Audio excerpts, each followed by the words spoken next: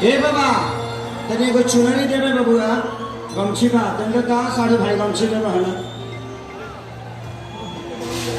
देखी एगो औरत अपना इसे तब एगो औरत हमारे लगे आइए गई बड़ी, इनका नाम गुंजन पंत है।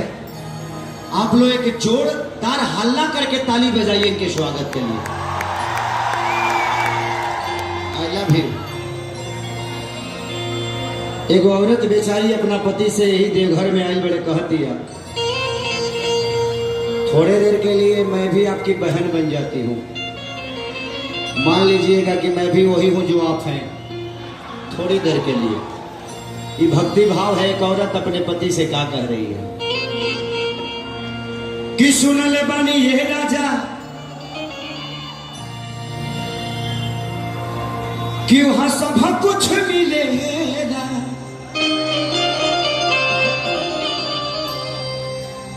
कि जे श्रद्धा से जाला गोदी में फूलवा खिलेला।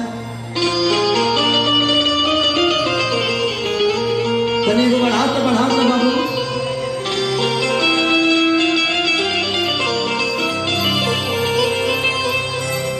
कि सब भेजे दे घर जाला हो जाला संत हो,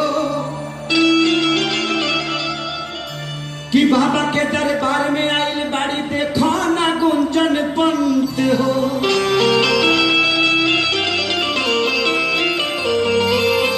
और ये कहा दिया कि सैया जाति बाड़ा तू तो बाबा धाम, एको कहिले लई हमरो लाका। सुनल बानी बड़ा सस्ता बिकेला शंखा पोला ले।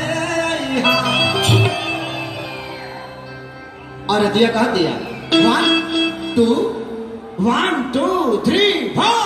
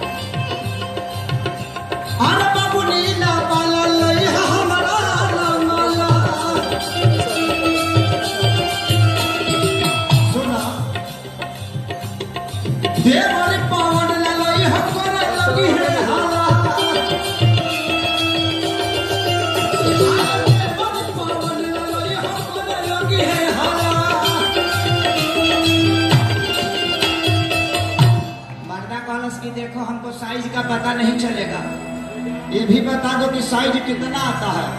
और दिया कह दिया कि साइज हमारा में पौने तीन होला शंखा पोला ले कि साइज हमारा में पौने तीन होला शंखा पोला